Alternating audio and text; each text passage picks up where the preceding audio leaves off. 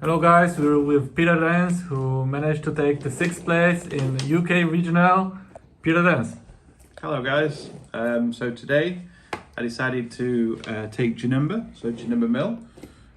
Fun fact, last time we had real life events at UK Expo, I also played Ginimba there, which was back in set 6, and I also gained top 8 in that as well, so 2 top 8s at both UK Expos.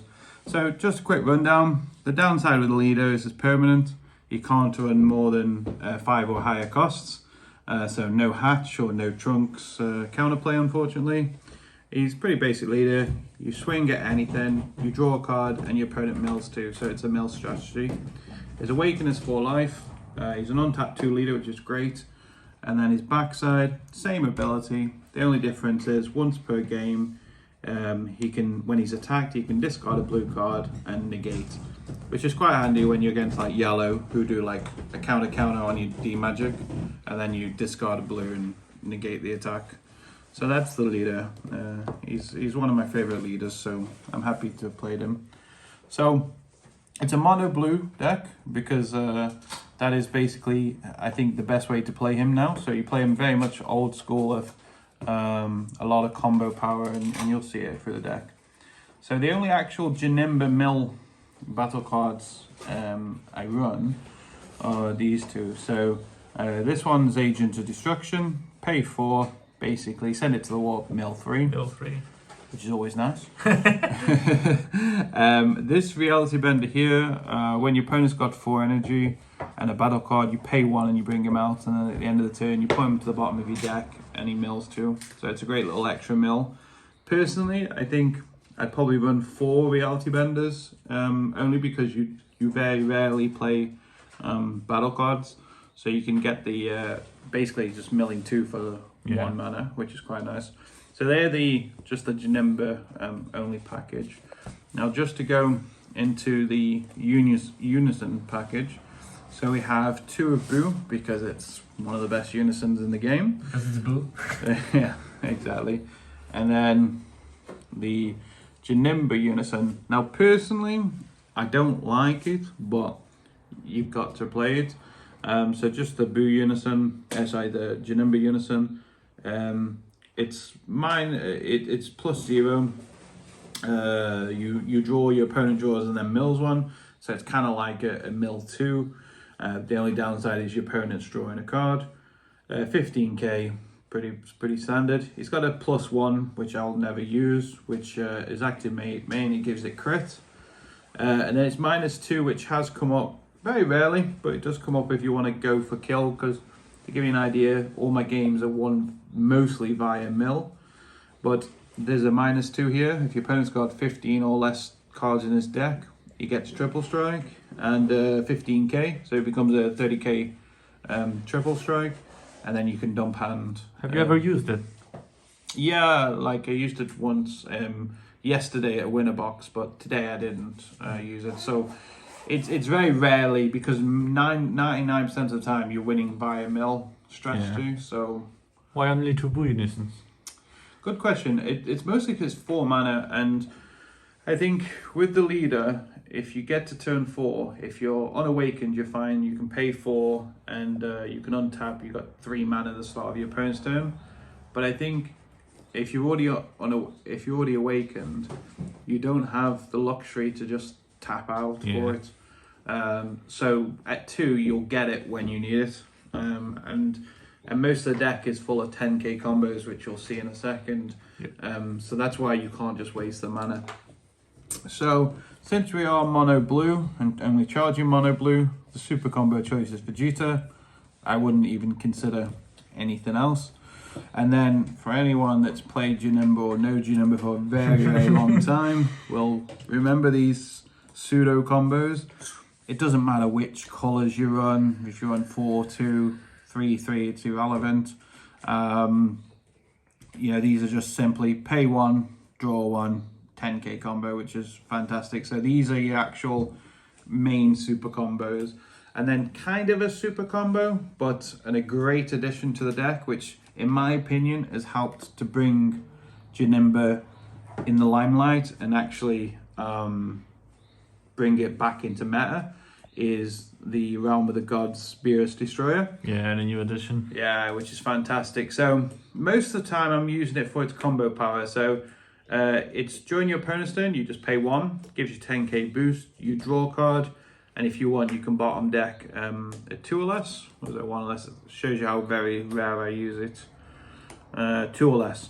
So again, if there was something I really needed to bottom deck, but I don't think in the 2 days I played Ginimba, I don't think I bottom decked anything. So it's very rare. The other effect, which is fantastic, is during my turn. Again, I still get a 10k combo.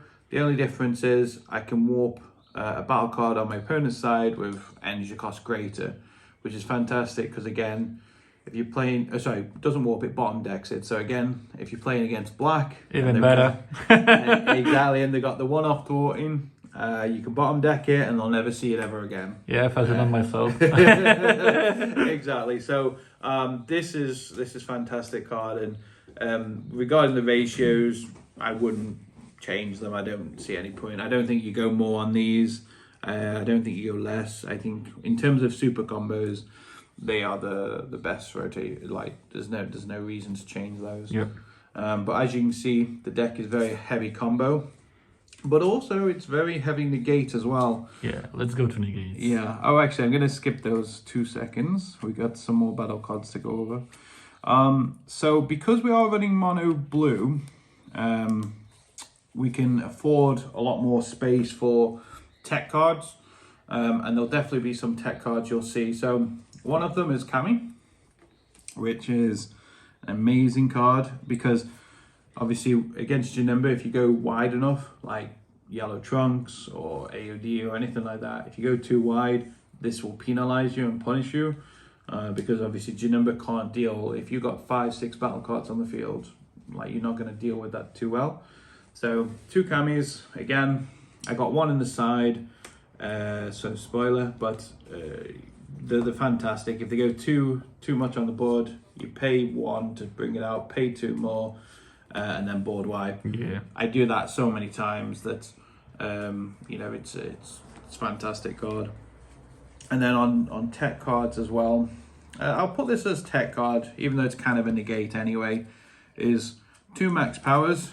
I use this negate all the time. You warp, when you use it as a negate, you can warp 4 from your grave and add it back to your hand, which is fantastic. You can only do that once per turn, so you can't use these all the time. But because you're filling your drop full of the combo cards, you're naturally having cards in there. And also it's got a great active main, which again helps Janemba. It'll warp a battle card with energy cost greater than what they've got. So again, if they've got any big boys on the field, you've got the option to warp them as well, which is fantastic.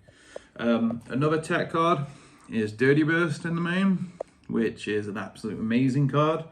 It's mostly there for the U7 matchup. Because again, bear in mind this affects the player, not the card.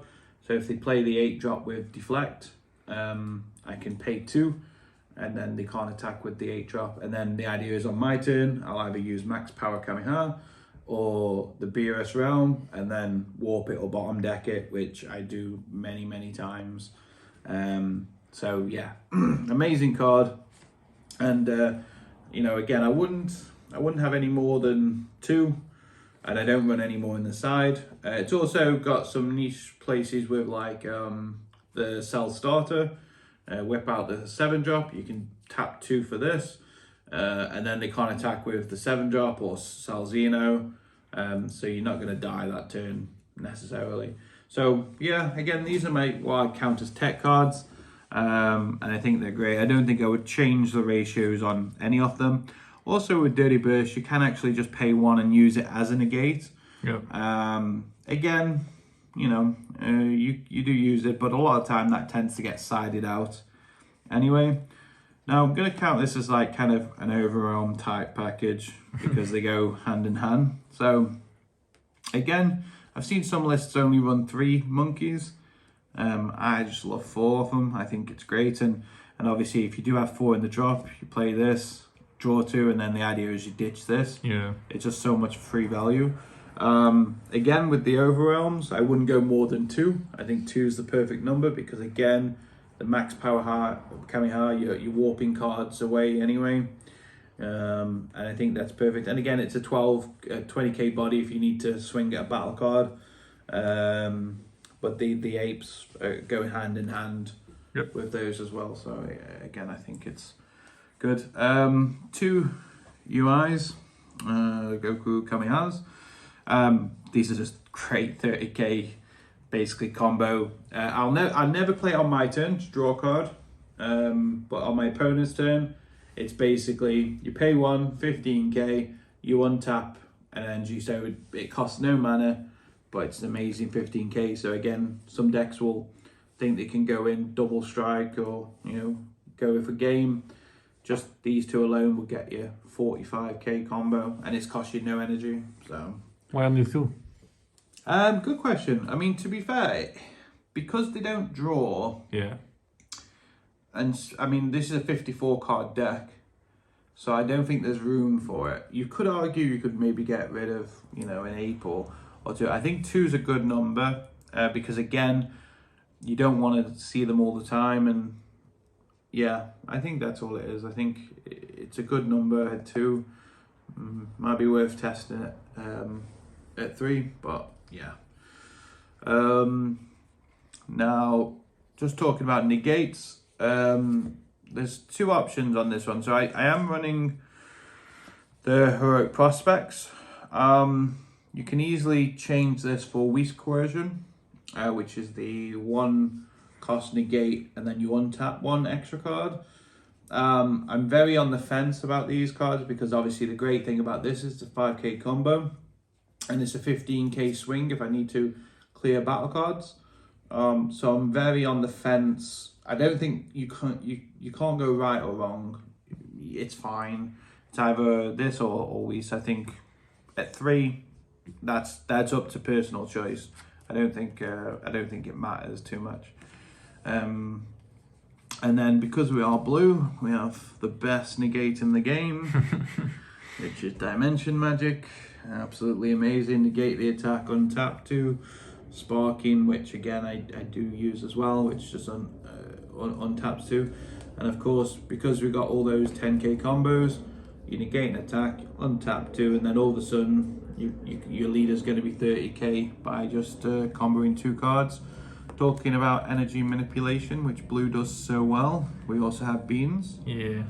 And again, same principle. Being my leader comes up to a 20k, and then you plus 10 on the leader as well. So yeah, it's really good. And then my last bit of negates is chilled army reinforcements. I'm not massively a fan of this card. It's obviously good, but the downside is if someone knows how to play with this very well. So the problem with this card is because it's a 10k and you can't combo with it. If, for example, that you play it and then they just pass their turn, it messes up with your reality benders, because your reality benders you can only bring out for 1 mana if you've got no battle cards on the field.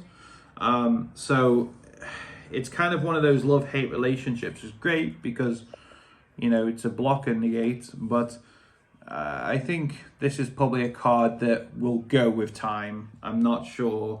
But like you said before, you could easily maybe take these out for the UI Son Gokus, and then an extra one for, something else. So again, these are probably likely to go at some point, but they're there. And then the SCR choice, which I borrowed from my friend Stefan. Unfortunately, it's not here. He got it back before he left. So shout out to Stefan for borrowing me his SCR. It is the SS4 Vermilion Saiyans. I've been a big fan of Lineage for a long time. And Lineage is a great card, but I can single-handedly tell you now that the SS4 is the best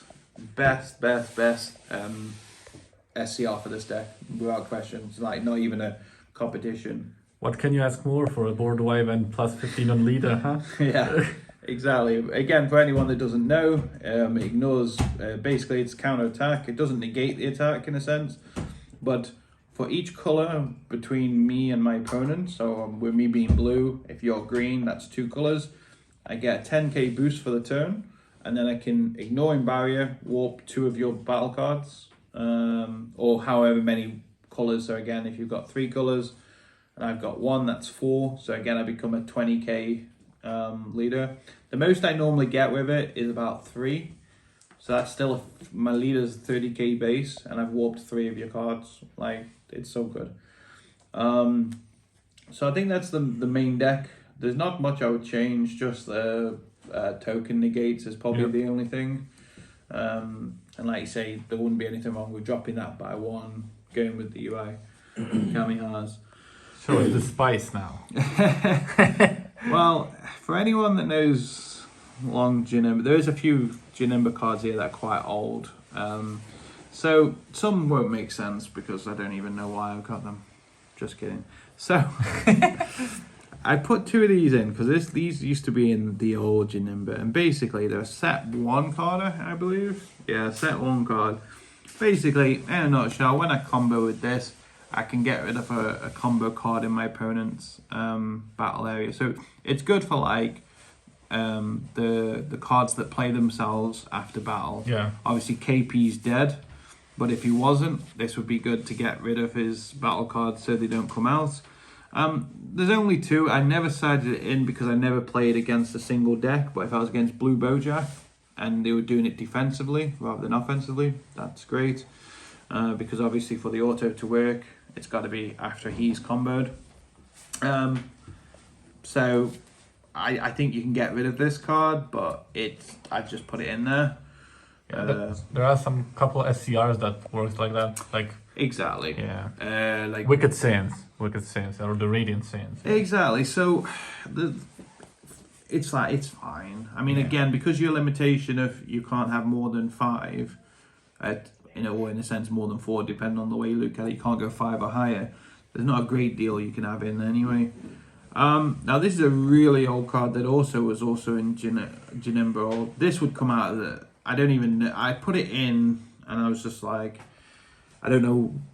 Like the idea was, because the deck doesn't have much barrier removal, it's a great barrier removal and you can't counter it. So the idea I was thinking was, like let's say I was against yellow, and he drops Cell Xeno, I can bounce that back to his hand, and he couldn't cooler it because it can't be negated in all areas, so you can't cooler this or negate it in any way. So that was my original thought process. I did side it in, and the artwork does look great. Yeah, looks amazing. Yeah, it looks really good. I did side it in, but I never used it. So personally, I think it could go as well, but again, it's a nice fan favorite. So now we'll actually start talking about good cards. So you have to respect Android 17. Obviously, the Durans. Yeah, you have to respect these. I played against a BS reboot yesterday. He dropped Android on me, and I kept my hand. So, and again, there's so many blue ramp decks that you have to have that in your side, otherwise you'll lose to Android. Yep. This was kind of a card from my Invoker list, but I thought, why not? It was only a one-off. So, ooh. Yeah, so this is bit spice if you like. So, Clash of the Massey Warrior, or Mass Warrior. What it kind of does is, it basically means they can't go all in on a Unison. In a nutshell, unless it's so for example, let's say the Jiren 3-drop Unison, if they give it double strike and then they go all in on your leader, you use this and you're basically only taking 1 damage instead of 2. So I thought it was kind of cute. I mean, I didn't play against any King Colds that used it, but again, it's good against King Cold that wants to triple strike you. So it's there as a one-off, and I think it's fine because you draw so much with your deck that you will see it. So I like it as a one-off little tech choice, but you know, now because Janemba used to love Chomper, I did add the chomper in. Like I said, I didn't kill anyone with it, but against, like, if I'm playing against Hatch, for example, like, I've got that will be done by life, probably not by mill. So it's in there just to respect those kind of decks that can constantly shuffle in. I thought, why not? One off, happy days. As I mentioned before, Third Cami. Third Cami. I don't think I would ever go to 4. I think 3 is fine. But again, if we keep going in a go wide meta, that's, I think you have to. Obviously for hand control, because blue does have problems with hand control, even though I draw so much. Deborah's. And I think you could easily remove one of these cards for a 4th Deborah if you really wanted to, but I think you'd probably draw too much. So I think they're great. They're good against the Cell Star deck that wants to reset your hand. You discard 1 or 2 of these, and all of a sudden you're back up on hand size, and then you've got your draw apes in your grave. So yeah, not much to say about those ones personally. And then I love this card so much, and I love it more in Janemba, Mufuba. Yeah. So this is great because obviously it can go on top of really nasty monsters, or battle cards should I say, and it basically shuts them off for 2 turns. I did it against dual attackers that are quite good as well. Yeah. And you do it on big bosses as well. I've even done it on the so in my AOD finals match, I did it against the slug that stops me drawing cards. Yeah, the draws. Exactly. So it's, again, you could argue maybe 1 or 2 in the main, but it's, for me, Mufuba's always been a side deck card, but I could see arguments to main deck. It's 2 energy as well. Yeah, which is expensive, but when you tend to use it, you're gonna be dealing with big boss monsters at that point. Yeah. I put 2 particular people in. What do you think about it? I'm not sold on it, I know it has put some work on, but like, I think in theory, because of the Camis can board wipe too much, I think Protector People, it feels a bit of a waste. I'm not sure yet. More testing needs to be done, because if they know I got Cami, they won't naturally build a massive board.